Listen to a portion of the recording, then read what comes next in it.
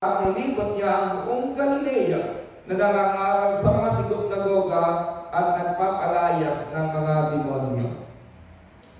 Nang lumabas po ang Panginoon sa kanyang public ministry, ang mga taong kanyang inabutan ng panahon iyon tila walang masulingan, walang pag-asa. Ang lipunan kanilang kinalalagyan nasa ilalim ng pamamahala ng Imperyong Romano. Sila po'y pinahihirapan ng malalaking tax sa pamamagitan nila Haring Herodes. Pagdating po sa relihiyon, pananampalataya, under sila ng Judaism religion. Ang mga Hudyo pinahihirapan din ng mga eskriba at pariseyo sa mabibigat na ritual ng pananampalataya. At ang mga tao ng panahon iyon, laganap po ang inaalihan ng demonyo. Alam niyo kung bakit, mga kapatid? Dahil bago lumabas ang Panginoon sa kanyang public ministry, almost 400 years, nananahimik ang Diyos sa bayang Israel. Kung titignan po ninyo ang kasaysayan nila at naroon tayo, mga kapatid, kailangan talaga natin ang tagapagligtas. Kailangan natin ang hahango sa atin sa pagkaalipin. Kailangan natin na magbabalikwas sa atin sa kabiguan ng buhay. At kung hindi man tayo inaalihan ng demonyo, may kamag-anak kung inaalihan ng demonyo, kailangan nilang makalaya. Kaya, mga kapatid, nang dumating ang Panginoon ng panahong iyon, lahat ng mga taong nakaranas ng himala excited na sumama sa healing rally ng Panginoon. Ngayon, ano po ang application nito sa ating buhay? A day with the Lord. Ang araw na mayroon ka, dapat nasa Panginoon. Dahil sinasabi po ng kanyang salita sa John chapter 15 verse 5, wala tayong magkagawa kung tayo ay hiwalay sa Kanya. May mga taong masipag, masikap. Ang araw at gabi ay ginagawang parehas na oras para kumita ng pera. Yung iba, mga kapatid, matutulog na lang, nagkukwenta pa ng tutubuin niya. Pero minsan nakalulungkot, pagdating ng katapusan, mas marami pang babayaran kaysa sa perang pumasok sa kanyang bulsa. Noong unang panahon, ilan sa inyo may part-time kapag araw ng Sabado. Pero aminado kayo, hindi kayo pinayaman ng part-time ninyo. Marami lang kayong lamig na naipon sa katawan. Pero ngayon, iniwan mo yung part-time mo, yung araw ng Sabado, ibinigay mo sa Panginoon, nakatitiyak ko, mas nag-enjoy ka sa buhay mo ngayon kaysa kung habol ka ng habol ng pera papasok sa buhay.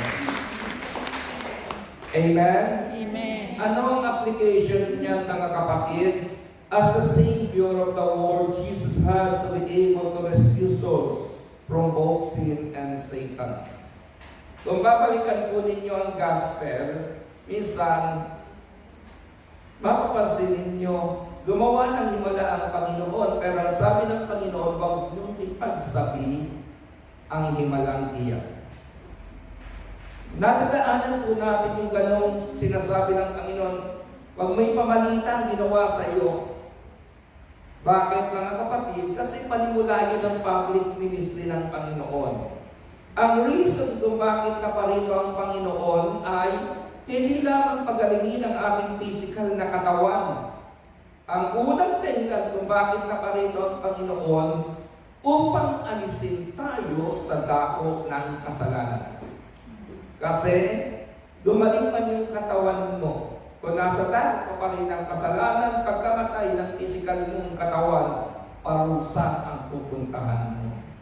Pero kung ang ating katawan na pinagaling ng Panginoon ay pinalaya sa ating kasalanan, may struggle man tayo sa buhay na ito, mas masarap mabuhay na alam mong malaya ka sa iyong kasalanan. Amen? Amen. Hindi ba mga kapatid, kahit nasa prayer meeting ka, kung alam mo gumagawa ka ng kasalanan, anong sinasabi mo sa dalangin mo, Lord, wag mo naman akong paluin. Lord, pagbigyan mo ako, unawain mo ako. Nagmahal lang ako ng isang lalaking hindi talaga para sa akin. Inaamin mong hindi para sa iyo, pero pinagpipilitan mo ang sarili mo. Di ba ang hirap ng gano'n, mga kapatid, tinotorture ka? Habang kayakap mo siya, ang nasa isip mo, baka iniisip ka ay iba. Ang hirap ng gano'n, mga kapatid. Pero kung malaya at dahil alam mo, bigay sa iyo ng Panginoon at pinalaya ka sa kasalanan, kahit single ka, sasabihin mo, mas masarap ang buhay na nasa piling ng Panginoon.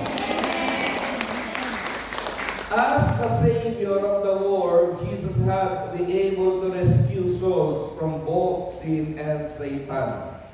As the resurrection and the life, Jesus had to have power over both the physical and spiritual. Ito ang mainam, mga kapatid. Kasi ang resurrection, hindi naman dapat natin maranasan yan kapag tayo namatay at dumating ang pagkakataon ng tinatawag na second coming ng Panginoon.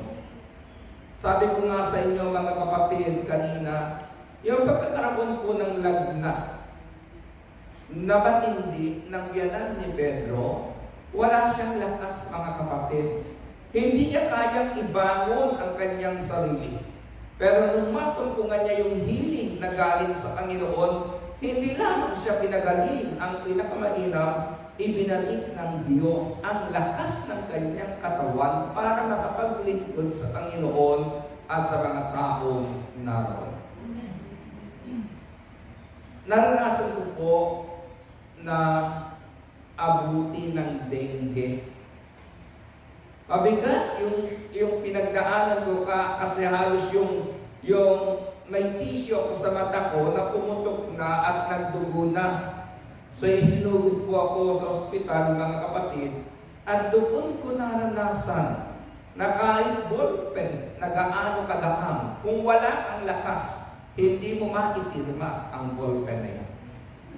Hindi ko po maitaas yung aking kamay para hawakan yung ballpen para pumirma. At nakita ng doktor, kaya ipinasok na lang ako. So anong gusto kong sabihin, mga kapatid, sa Panginoon? Ang buhay, kung hindi natin mararanasan araw-araw ang Panginoon, kahit mayroon tayong lakas na pisikal, hindi natin ma-appreciate ang kagandahan ng buhay na mayroon tayo. Amen? Amen? Diba? Yung iba maganda damit, pero hindi maganda mukha. Pero kung maganda na, damit mo maganda pa, mukha mo, di panalo ka. Diba, hindi naman ako aging sa, kung maganda damit ninyo, maganda na mukha ninyo, panalo kayo. Amen. Pero dapat, mga kapatid, nagsisimula yan sa kagalingan ibinigay sa atin ng Panginoon. Amen. Pagkatapos yan, resurrection po ng buhay ng biyanan ni Pedro. Diba? Bumangon siya na may lakas. Bumangon siya, excited siyang maglingkod. Bumangon siya, mga kapatid, ng oras na yun para lahat ng kanyang bisita, ipakitang ibinangon siya ng Panginoon. Yan din ang buhay pagising sa umaga. Kanino ka ba gumigising? Para magkape? Hindi. Para pasalamatan ng Diyos na may kape sa iyong harapan. Diba? Kanino ka ba gumigising? Kasi may katabi kang natulog kagabi. Hindi. Kahit wala kang katabing natulog kagabi, ginising ka ng Panginoon, magpasalamat ka. Dahil wala ka mang nakayakap na tao, maraming punan sa tabi mo. Amen. Diba? Yan ang buhay, mga kapatid. So pagising mo sa umaga, dapat inspirado ka. Amen. Saturday group, huwag kayong papayag na pagising nyo ng araw ng Sabado, hindi kayo inspiradong magpunta dito. Dahil bago kayo natulog kagabi, listahan ng utang ang kasama ninyo. Diba? Kanina, ganda ng homily ni Father, mga kapatid. Na naman ang sitwasyon na dinaraanan natin, bumangon tayo para sa Panginoon. At kung tayo binangon ng Panginoon, gaya ng biyanan ni Pedro, ano ang bagay na dapat natin gawin? Maglingkod sa nagpabangon sa atin. Amen? Binigo kayo ng tao? Titigil ba kayong magmahal? Hindi. Magmahal kayo sa hindi tumitigil magmahal sa iyo. Amen? Tinalikuran ka ng tao. Ano ang gagawin mo? Magmamakton, magkatago sa kwarto, di nalalabas, di napaliligo, di kakain, kapatid. Hindi. Ano ang gawin mo?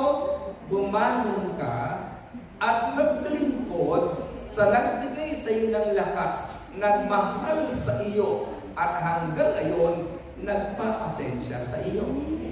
Walang iba kundi ang ating Panginoon. Okay, ikatlo mga kapatid, as the Redeemer, sabi ko kanina as the Savior, ng buong mundo, si Jesus po ay daan na i-rescue ang ating kaluluwa sa kasalanan at kay Satanas.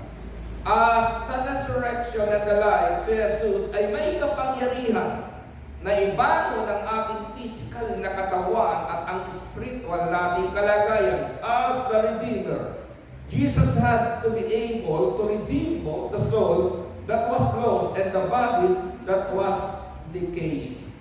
Anong ibig sabihin mga kapatid? Ay, totoo ito. Hindi ako sa namimintas ha. Nang makita namin yung picture namin magkakaklase, alam nyo, atin-atin lang ito sa Saturday group ha. Kung hindi man kayo maniwala, nasa inyo yan. Nung tignan ko yung picture, nung escort namin, mas mukhang magandang lalaki ako ngayon.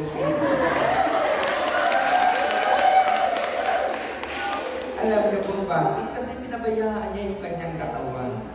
Inom dito, bisyo dyan, kaya kitang-kita sa kanyang physical na katawan. At kung hindi ako naglingkod sa Panginoon, mga kapatid, mas malala ako sa kanya. Bakit siya escort na? Ganun ang itsura niya. Kaya ako minsan hindi ako naging escort. Ano magiging itsura ko? Hindi ako naglingkod sa Panginoon. Diba? Pero ang gusto kong sabihin ay ganito. Ano ba ang pag-aayos natin ng physical nating katawan? Kapag nagkakaedad tayo, mga kapatid, tumatanda iyan. Kumugulubot iyan. Pero kapag tayo po'y nasa Panginoon, yung katawang nabubulok, pagdating ng panahon, papalitan ng katawang hindi nabubulok. Amen? So mga kapatid, dito po sa gospel natin, nais ipakita sa atin ni Mark. Dahil sabi ko nga sa inyo, panimula po ito ng aral, at pangangaral ng Panginoon una, Jesus